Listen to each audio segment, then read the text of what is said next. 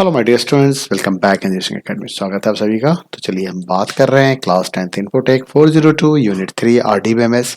आज हम बात करेंगे सेशन 2 के बारे में, creating databases and tables.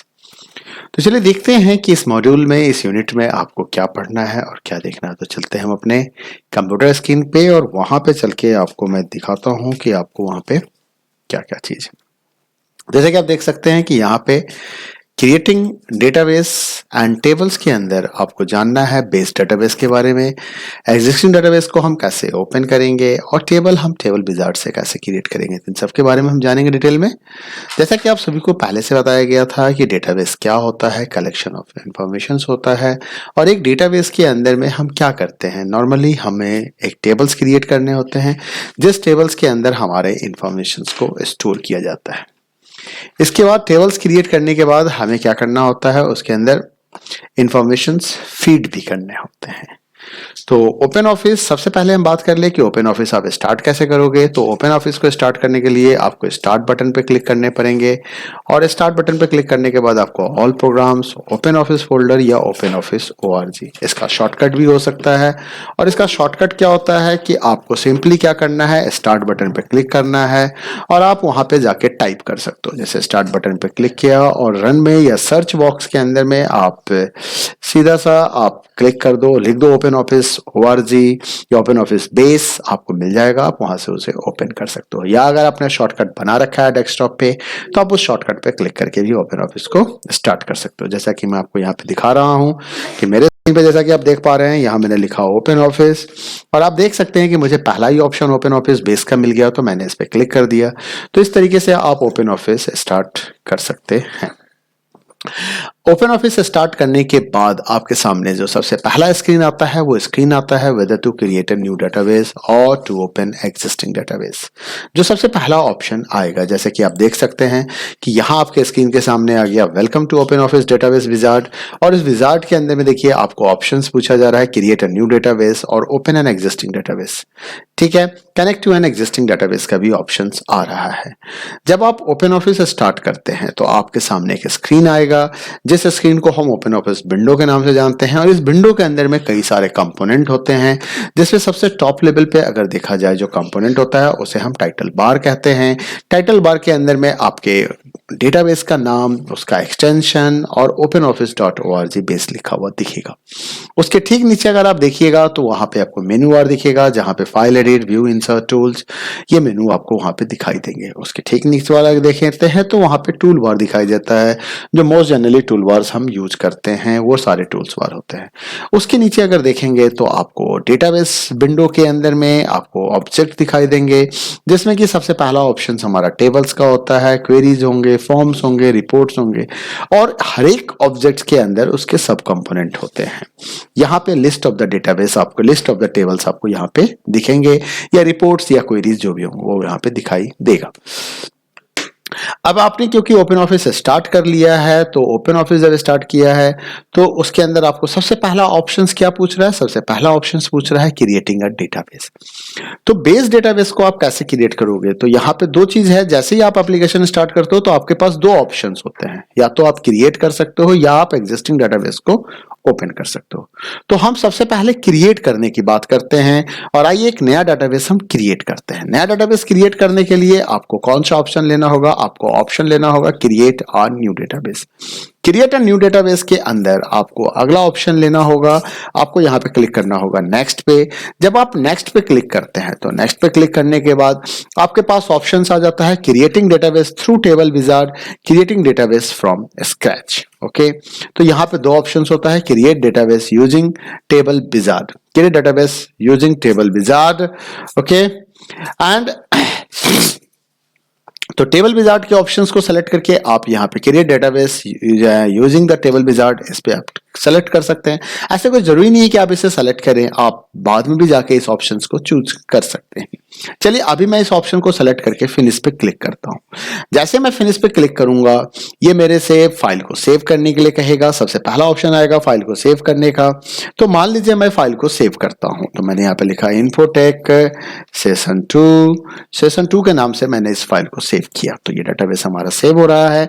Save होते ही क्या होगा, हमारे सामने टेबल विजार्ड ओपन ओपन होके आ जाएगा। ये जैसा कि आप देख सकते हैं कि आपके सामने ओपन ऑफिस बेस स्टार्ट तो हो ही रहा है, लेकिन ओपन ऑफिस बेस स्टार्ट होते ही उसके साथ हमारे सामने क्या आ गया, टेबल विजार्ड भी आ गया। मतलब टेबल विजार्ड जहां हमें ये ऑप्शंस मिलता है कि हम अलग अलग कंपोनेंट कैटेगरीज के टेबल्स को क्रिएट कर सकते हैं। ठीक है, अगर हमारे पास पहले से कोई डेटाबेस होता, मैं इसको कैंसिल कर दे रहा हूं, अगर हमारे पास कोई पहले से डेटाबेस होता और मान लीजिए मैं फिर से ओपन ऑफिस बेस को स्टार्ट कर रहा हूं, तो ओपन ऑफिस बेस को अगर मैं फिर से स्टार्ट करूं तो मैं यहां पे लिख देता हूं ओपन ऑफिस, और जैसे मैंने ओपन ऑफिस लिखा हमारे सामने ओपन ऑफिस बेस आ गया।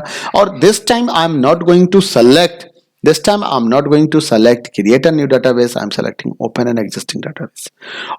existing database के अंदर में मैं उसी database को नाम सेलेक्ट कर लेता हूं Infotech Session 2 जो मैंने अभी क्रिएट किया है, और फिनिश पे क्लिक कर दूंगा। फिनिश पे क्लिक करते ही हमारे सामने डेटाबेस ओपन हो जाएगा। जैसा कि आपको बताया गया था, अभी मैंने बताया था कि इस विंडो के अंदर में ये जो पहला एरिया ये वाला कंपोनेंट होता है, इसे हम डेटाबेस एरिया के नाम से जानते हैं। इस डेटाबेस ऑफ विंडो के अंदर में आपको सबसे पहले ऑब्जेक्ट्स दिखाई देते हैं, जिसमें एक ऑब्जेक्ट्स होता है आपका टेबल्स, फिर आपको क्वेरीज, फिर फॉर्म्स और फिर रिपोर्ट्स दिखाई देते हैं।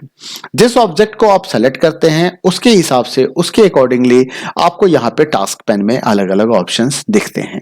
क्वेरीज को सेलेक्ट कर लिया तो क्वेरीज के हिसाब से, फॉर्म्स को सेलेक्ट किया तो फॉर्म्स के हिसाब से, रिपोर्ट्स को सेलेक्ट किया तो रिपोर्ट के हिसाब से आपको वो सारे ऑप्शंस यहाँ पे दिखाई देते हैं। अब क्योंकि हमने डेटाबेस एग्जिस्टिंग डेटाबेस ओपन किया है और हमें एक टेबल क्रिएट करना है, तो टेबल क्रिएट करने के लिए आपको क्या करना होगा, आपको जाना पड़ेगा, सबसे पहले आपको इस टेबल ऑब्जेक्ट को सेलेक्ट करना पड़ेगा। सबसे पहला काम है इस टेबल ऑब्जेक्ट को सेलेक्ट करना। हमने इसको सेलेक्ट किया। सेलेक्ट करने के बाद अब हम टेबल्स क्रिएट करेंगे विजार्ड के मदद से, तो use wizard to create a table, हम इस ऑप्शन को सेलेक्ट करेंगे। तो चलते हैं, इस ऑप्शन को क्लिक करते हैं। जैसे ही मैंने इस ऑप्शन पे क्लिक किया, आप देख सकते हैं हमारे सामने एक वही वाला विजार्ड आ गया था जो अभी हमने पीछे जब हम डेटा ओपन ऑफिस बेस को स्टार्ट किया था और हमने एक टिक लगाया था create table using database wizard, तो सेम ऑप्शन अभी आपके सामने आ चुका है। अगर आप इस विजार्ड को ध्यान से देखेंगे तो इस विजार्ड के अंदर में आपको दो ऑप्शंस दिखाई दे रहे होते हैं। ठीक है, तो इसके अंदर में आपको दो ऑप्शंस दिखाई दे रहे होते हैं। जो सबसे पहला ऑप्शंस होता है उसे हम कहते हैं select category of your table. यहां से आपको कैटेगरी सेलेक्ट करनी होती है। आप टेबल की कैटेगरी को यहां से सेलेक्ट करते हैं, या दो तरह की कैटेगरी आपको देखने को मिलेगा। एक कैटेगरी है बिजनेस और एक कैटेगरी है personal. After selecting the category, next होता है यहां से सैंपल टेबल्स को सेलेक्ट करना। हम सैंपल टेबल्स को सेलेक्ट करते हैं। सैंपल टेबल्स के अंदर में कई सारे लिस्ट ऑफ टेबल्स आपको दिखेंगे। अगर आपको नहीं दिख रहे हैं तो आप ये पुल डाउन बटन पे क्लिक कीजिएगा, ऑटोमेटिकली आपको लिस्ट ऑफ टेबल्स दिखाई देंगे।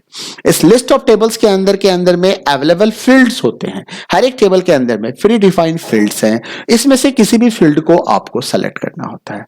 अब आपने कौन कौन सा फील्ड सेलेक्ट किया, ये अवेलेबल फील्ड है और ये सेलेक्टेड फील्ड्स हैं। जैसा कि आप देख पा रहे हो अभी सेलेक्टेड फील्ड एम्प्टी है, तो आपको क्या करना है, इसमें से सर्टेन फील्ड्स को सेलेक्ट करके जो आप अपने न्यू टेबल के अंदर रखना चाहते हो, सेलेक्ट करके आपको इस एरो पे क्लिक करना होगा। इस एरो पे क्लिक करते ही क्या होगा कि जितने भी कंपोनेंट, जितने भी फील्ड आपने यहां सेलेक्ट किए थे वो सारे के सारे सेलेक्टेड लिस्ट में आ जाएंगे। इसके बाद आपको फिनिश बटन पे क्लिक करना होता है। आइए देखते हैं कि इतना स्टेप को कंप्लीट करते हैं एक बार। आइए समझते हैं इस चीजों को। ओके, नेक्स्ट, जैसा कि आपने देखा यहाँ सेलेक्ट फील्ड बिजनेस कैटेगरी है। मैं यहाँ पे आके कस्टमर्स ले लेता हूँ। कस्टमर्स लेने के बाद मुझे कस्टमर्स के क्या क्या इंफॉर्मेशन चाहिए, या मान लीजिए मैं कस्टमर्स न लेके ऑर्डर्स को लेता हूँ, प्रोडक्ट्स ले लेता हूँ। प्रोडक्ट्स के अंदर भी मेरे पास कई सारे ऑप्शंस दिखाई दे रहे हैं। टाइम बिल ले सकता हूँ। पर्सनल में चला गया तो मैं यहां से ऑथर्स ले सकता हूं, एड्रेस ले सकता हूं, मैं यहां से कैटेगरीज ले सकता हूं। अब देख सकते हैं कि कई सारे यहां पे ऑप्शंस हैं। इन्वेस्टमेंट ले सकता हूं, ठीक है।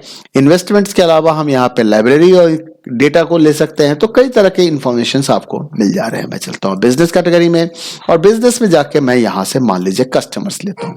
कस्टमर्स का मुझे एड्रेस चाहिए, कस्टमर का एड्रेस चाहिए, कस्टमर की कस्टमर आईडी भी चाहिए। लेकिन हम क्या देख रहे हैं कि जब मैं कस्टमर आईडी पे क्लिक कर रहा हूं तो एड्रेस अनसेलेक्ट हो जा रहा है। जब मैं एड्रेस पे क्लिक कर रहा हूं तो कस्टमर आईडी पे क्लिक कर रहा हूं तो एड्रेस सेलेक्ट नहीं हो रहा है। तो इसका क्या ऑप्शन है, इसका ऑप्शन है कि जब सिलेक्शन आपको मल्टीपल कॉलम्स को करना होगा तो कंट्रोल प्लस माउस बटन को यूज करना पड़ेगा, control plus mouse left button को यूज करना पड़ेगा। कैसे यूज करेंगे? तो आपको क्या करना है, कंट्रोल की को दबा के रखना है और उसके बाद आपको जो जो कॉलम पसंद आ रहा है, जैसे इस कॉलम को आप यूज करना चाहते हैं, मान ली उस कॉलम को आप यहाँ पे फोर नेम, फर्स्ट नेम, तो जो भी है सरनेम, आपको जो भी लेना है आप यहाँ से सेलेक्ट कर सकते हैं, मोबाइल नंबर, इतने कॉलम को सेलेक्ट करने के बाद अब हमारे पास ऑप्शंस है कि हम इस एरो पे क्लिक करें या इस एरो पे। अब दोनों में डिफरेंस मैं पहले आपको बताता हूं। सबसे पहले मैं करता क्या हूं, मैं इस वाले एरो पे क्लिक कर देता हूं, इस वाले एरो पे। जैसे ही मैंने इस एरो पे क्लिक किया, डबल एरो पे, आप देखो जितने भी कॉलम्स थे सारे के सारे कॉलम्स अवेलेबल फील्ड से उठ के हमारे सेलेक्टेड फील्ड्स में चले गए, अवेलेबल फील्ड से उठ के सेलेक्टेड फील्ड में चले गए। अब मैं क्या कर रहा हूं, मैं वापस इसको यहां से मैंने सबको पूरे को उठा के इधर ले आया।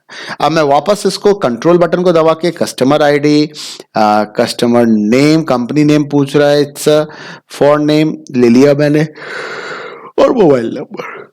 और मैंने क्या किया, सिंगल एरो पे, मतलब सिंगल ग्रेटर देन साइन पे क्लिक करना है, डबल पे नहीं क्लिक करना है। डबल का मतलब होता है ऑल, सिंगल का मतलब होता है ओनली सेलेक्टेड। तो जितने सेलेक्टेड हैं उतने यहाँ पे आ गए। अब इस फॉर नेम की मुझे जरूरत नहीं है तो मैं इसको रिमूव कर दूंगा। यहाँ पे कंपनी नेम की मुझे जरूरत है तो मैं इसको इधर ट्रांसफर कर देता हूं। आफ्टर ट्रांसफरिंग अब मुझे इसके ऑर्डर को भी चेंज करना है, इस कॉलम के ऑर्डर को चेंज करना है, अप एंड डाउन करना है, किसी को ऊपर किसी को नीचे। तो this work can also be done. कैसे हो सकता है? तो इन दो एरो की मदद से आपको क्या करना है, सेलेक्ट करना है और उसको ऊपर या नीचे आप भेजते जाएंगे। जैसे कस्टमर आईडी को मैं फर्स्ट पे ले जा रहा हूं, कंपनी नेम को सेकंड पे ले जा रहा हूं, एड्रेस और मोबाइल नंबर, इस तरीके से। ये हमारा पहला ऑप्शन था, जिस ऑप्शंस में हमने क्या किया था, सेलेक्ट फील्ड किया था। जो सेकंड ऑप्शंस होते हैं, सेकंड ऑप्शंस में आपको क्या करना होता है, सेलेक्ट टाइप्स एंड फॉर्मेट्स होते हैं। तो हम चलते हैं सेलेक्ट टाइप्स एंड फॉर्मेट्स के ऊपर। तो मैंने select and types and format पे आ गया। जब आप यहां पे आते हो, सेलेक्ट टाइप्स एंड फॉर्मेट्स में आते हो, तो यहां आपके पास ऑप्शंस क्या होता है, यहां पे आप डिसाइड करते हो कि कौन से कॉलम का डेटा टाइप क्या होगा, कॉलम क्या होंगे और उसके डेटा टाइप्स क्या होंगे, उसकी ऑटो वैल्यू क्या होगी, उसकी एंट्री रिक्वायर्ड होगी या नहीं होगी, उसका लेंथ क्या होगा। तो ये सारे कंपोनेंट आप यहां पे सेट कर सकते हैं, जिसको हम कहते हैं कि फील्ड इंफॉर्मेशन हम सेट कर सकते हैं। फिर हम क्या करेंगे, हम इस फील्ड इंफॉर्मेशन को लेने के बाद हम नेक्स्ट पे क्लिक करेंगे। इसके बाद ये हमसे आखिरी क्या क्वेश्चन पूछेगा, प्राइमरी की। प्राइमरी की के बारे में जैसा कि आपको पीछे बताया गया था, प्राइमरी की क्या होता है, it's identify the records, uniquely identify the records.